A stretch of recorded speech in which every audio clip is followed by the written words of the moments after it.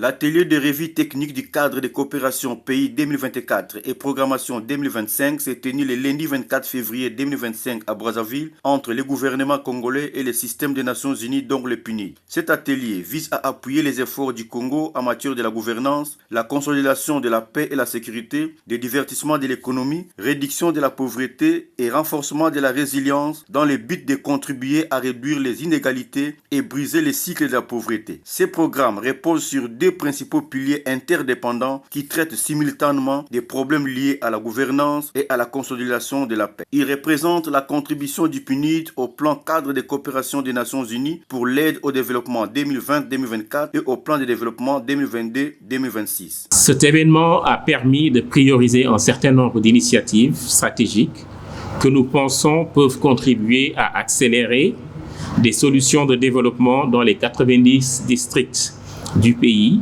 pour sortir plus de 40% des Congolais de la pauvreté d'ici 2027. Il s'agit notamment des projets nationaux 6 après, le programme accéléré de développement communautaire, qui est un programme accélérateur de développement dans les 90 districts qui permet d'opérationnaliser le PND 2022-2026, visant à sortir, comme je l'ai dit tout à l'heure, plus de 40% de la population de la pauvreté multidimensionnelle. Le programme suivant, c'est le programme d'électrification des zones rurales, qui est un programme d'électrification pour permettre l'accès à l'énergie et servir 20% de la population en énergie renouvelable. Nous avons aussi le programme STAGI, qui est un programme d'accompagnement à l'employabilité des jeunes diplômés sans emploi. Un autre programme phare que nous considérons comme prioritaire, c'est le programme Un jeune, une entreprise, qui a pour objectif d'accompagner les jeunes à créer des entreprises et à entrer dans l'entrepreneuriat. Comme on le sait, le secteur privé va être l'élément clé de l'atteinte des objectifs du développement durable et nous pensons que les jeunes sont un élément clé de cet objectif, raison pour laquelle nous avons mis en place ce programme avec les partenaires nationaux.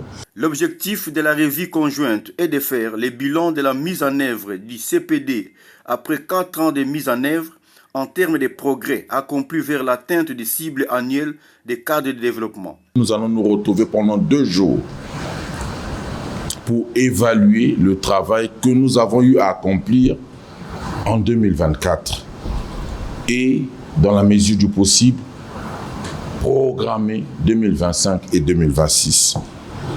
Je voudrais insister sur 2 faits. Sur 7 faits, je veux dire, que nous devons regarder pendant ces 2 jours. 7 faits.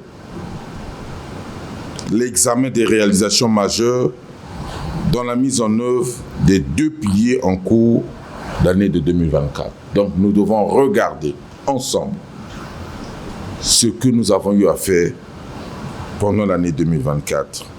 Nous devons apprécier les progrès accomplis depuis le début du programme de coopération entre le PNUD et le Congo vers l'atteinte des résultats du programme et tirer des leçons. Enfin, les travaux des experts permettront d'adopter les recommandations pour les priorités et les niveaux d'intervention pour atteindre les résultats transformationnels visés par ces programmes.